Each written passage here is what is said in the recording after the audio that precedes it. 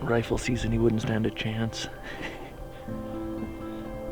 Think the old 243 could shoot that far? Oh, definitely. Yeah, just aim about 40 feet high.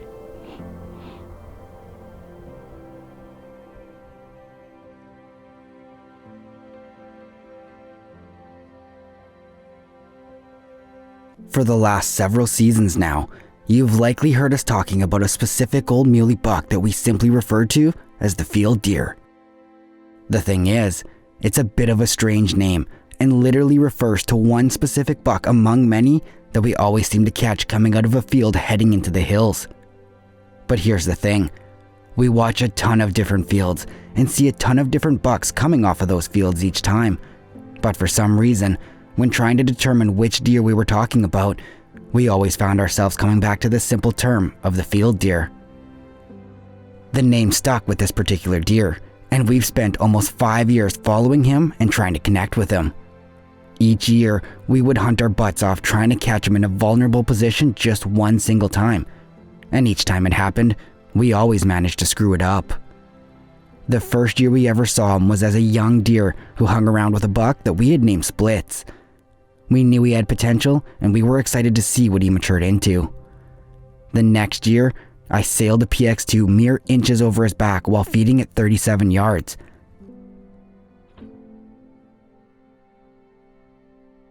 We had our chances, but he had always won. Finally, in late October of 2019, I was out hunting with my good friend Devin Nagy on our annual mule deer adventure when we stumbled on the field deer in an unexpected spot. It was one of those rare gifts that you always ask for, but seldom receive. He was bedded in a perfect spot with a perfect wind, so we made a play on him.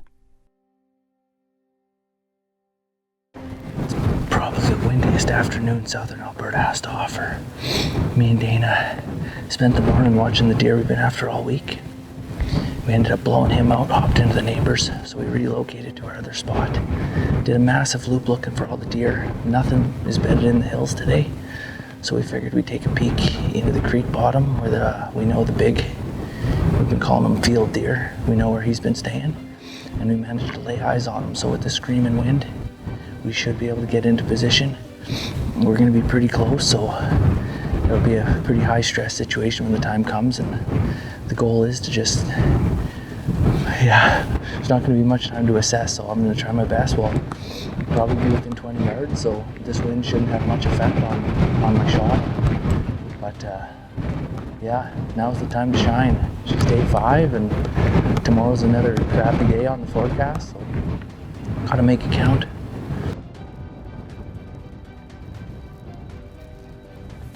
We're about 100 yards away from, I think, the all-time target buck for everybody this season. He's bedded in a perfect spot. The wind is howling.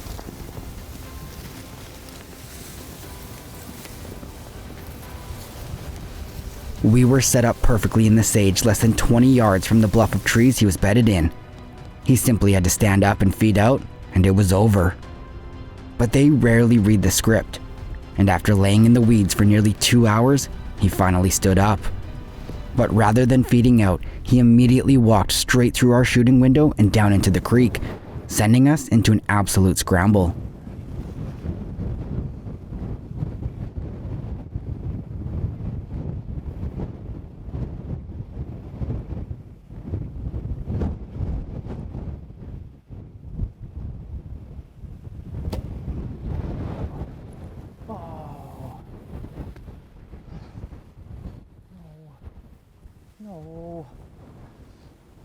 No. Dude. Fatal Impact is proudly sponsored by Covert Scouting Cameras, Vortex Optics, Old Smokes Coffee, Top Notch Taxidermy Studio, and the MD of Bonneville. This segment of the show is brought to you by Deluxe Wall Tents, built in Canada for Canadian conditions. This segment of the show is brought to you by the MD of Bonneville. Lake adventures happen here. On our very last day to hunt for the season, after chasing this buck around for nearly 4 weeks prior, we were finally given our one opportunity. It was a scrambled situation. We ran into 30 yards and the wind was blowing 60 kilometers an hour directly across our lane. I don't like to make excuses, but it was a tough shot.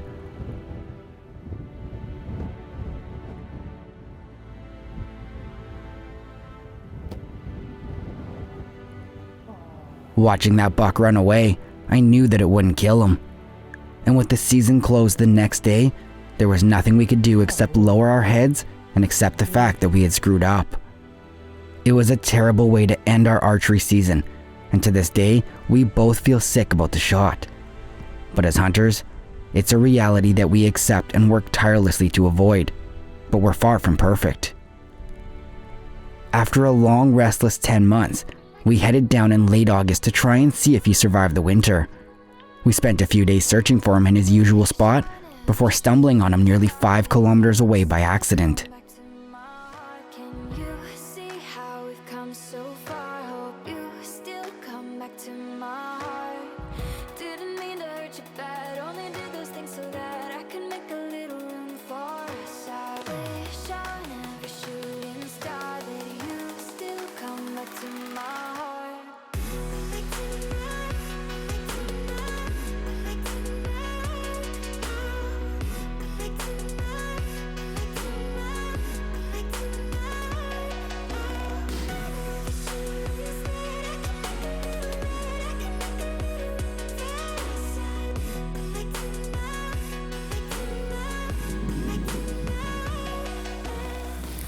All his forks are pretty big. Like, there's not really a weak fork even. The one that looks the weakest is the one that has the split on it, so it doesn't mean that it's weak at all. It just has an extra point on it.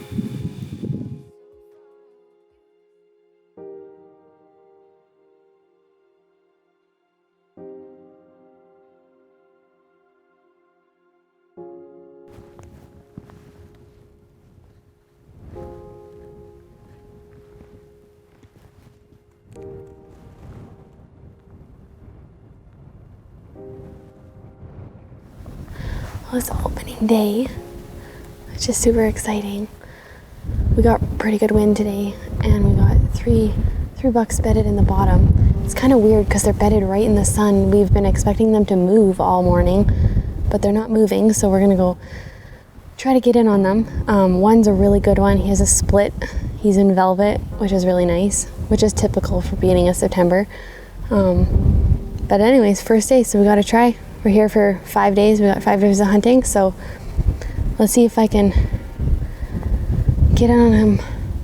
There's actually some other hunters though that we saw across here.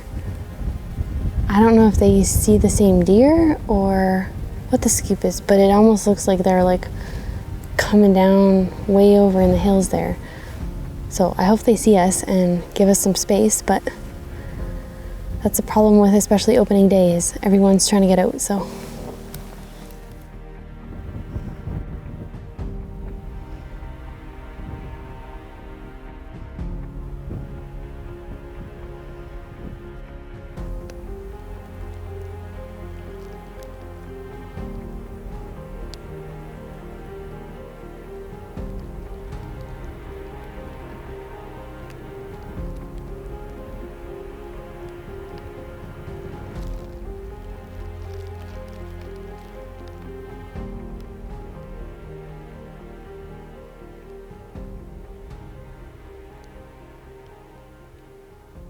Fatal Impact is proudly sponsored by WHEATON Supercenter, True Fire Releases, Gorilla, Black Widow Innovations, Phone Scope, and Federal Premium Ammunition. This segment of the show is brought to you by Vortex, the force of optics. My hand is all numb from sitting here for so long. They just crested the hill though. So we'll have to try to sneak over there somehow and find where they bed. I'm sure they're gonna try to bed in the shade, eh? We should have known better. We knew they were gonna get up anyways. How close did we get? 63. 63? How big is that deer?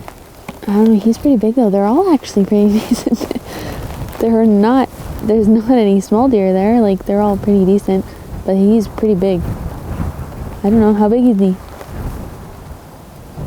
He's pretty big. I think it's the field deer. What? How? Does he have a wound on him? Sure looked like it. Really? I honestly, like, for the longest time, I was just kind of like sitting here like this, and you were moving your feet.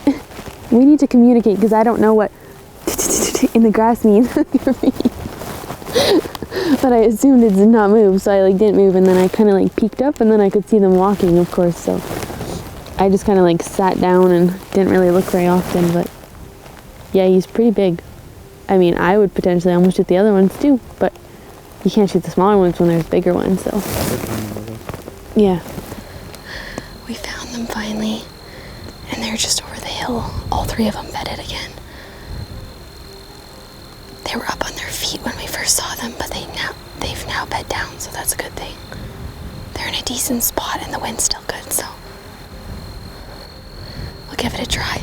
I was actually a little concerned not too long ago, because I was sitting on the side of the hill, and a coyote came ripping over the hill too, and I was sure that it would end up scaring them, but it didn't, so that's good, because we actually had that happen just on that hill right behind me. I don't like when that happens.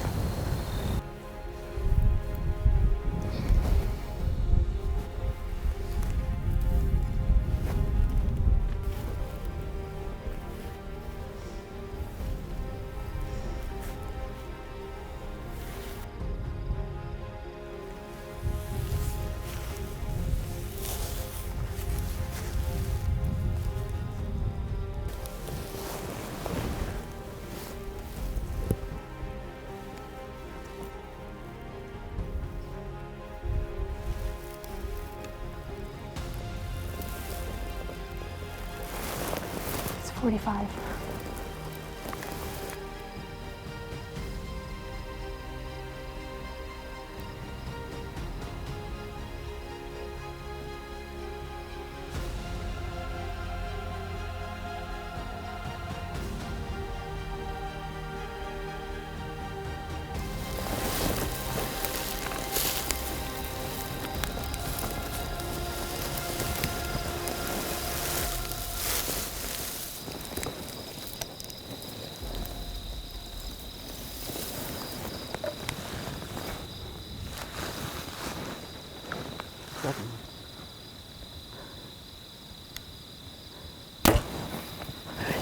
I drilled them, Tina! Oh my god! Tina, I drilled them! That's the right one, right? Yeah. Oh my god! I drilled them, Tina! That's like a perfect shot.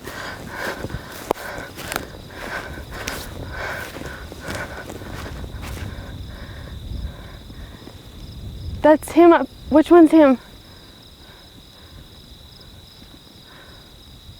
Oh, he's the back one there.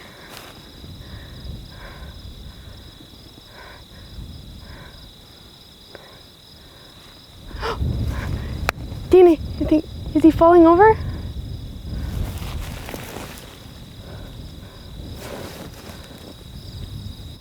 Oh no. I drilled him. Should I run up there? Fatal Impact is proudly sponsored by Mad Ramps, High Mountain Seasoning, Arcan Trailer and RV, Block Targets, iHunter, Glendale Targets, and Deluxe Wall Tents. This segment of the show is brought to you by WHEATON Supercenter, a proud supporter of our outdoor heritage. I just shot a huge mule deer at 45 yards. I absolutely drilled him, Dana. That's for sure him laying, right? Yeah, that's him laying. Oh my gosh, we did it again.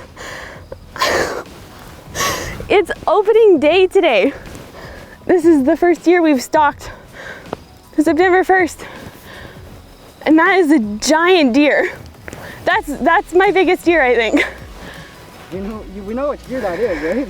Well, we're pretty sure we know which deer it is, but I'd rather just take a look at him first. Oh, I'm ready to call it. I know it's down. I sent an arrow over that deer's back. Buddy Devin had him at 27 yards last year, last day of the season. Couldn't make it work in 50-kilometer winds. On the opening day, in full velvet. Yeah, he's full velvet. Gorgeous. Oh, when he was running over the hill, I was like, he can't run far. Like, it's like a perfect shot. It can't get any better than that. It was like perfect height, perfect behind his shoulder, everything. You have no idea what you just did. I can't believe that just all worked out. That was crazy.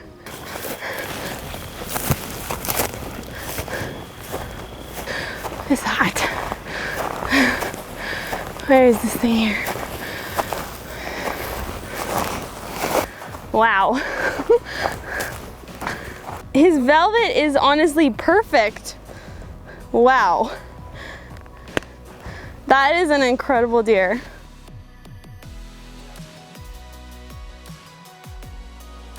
Look at this gorgeous deer. That is unbelievable. That is for sure my biggest deer. Look at the forks on him. This is probably his weakest fork, and it's still a pretty good fork. Look at these back ones. Holy man. I'm just so scared to wreck the velvet. I honestly can't believe this worked out today.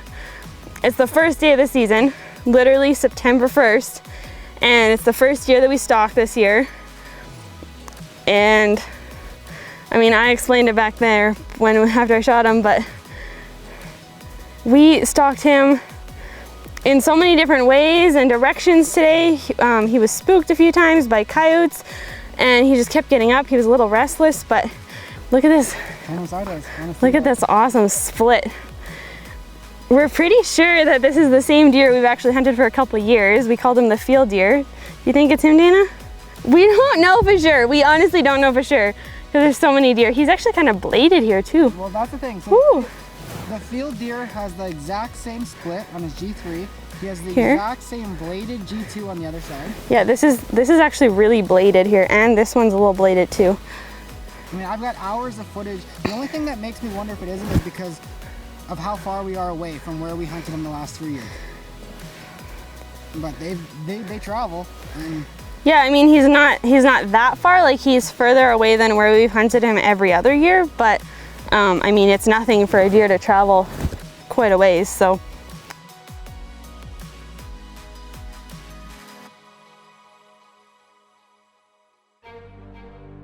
Although we were fairly certain that this was the field deer, there were a few things about him that made us unsure.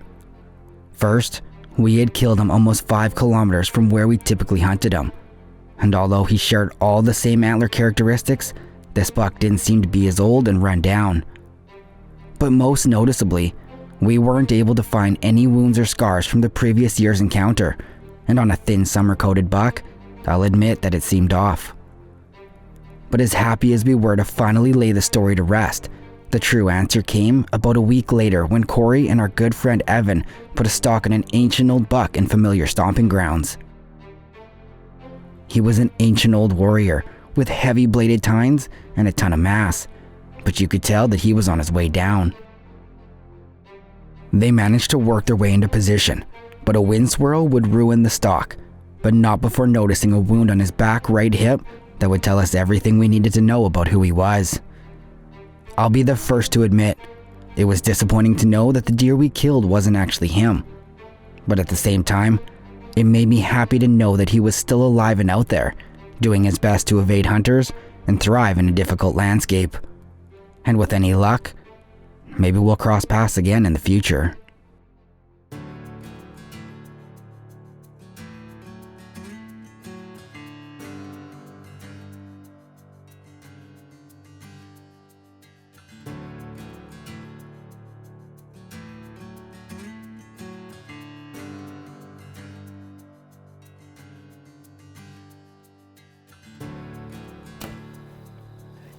I drilled them, Dana. Oh my God.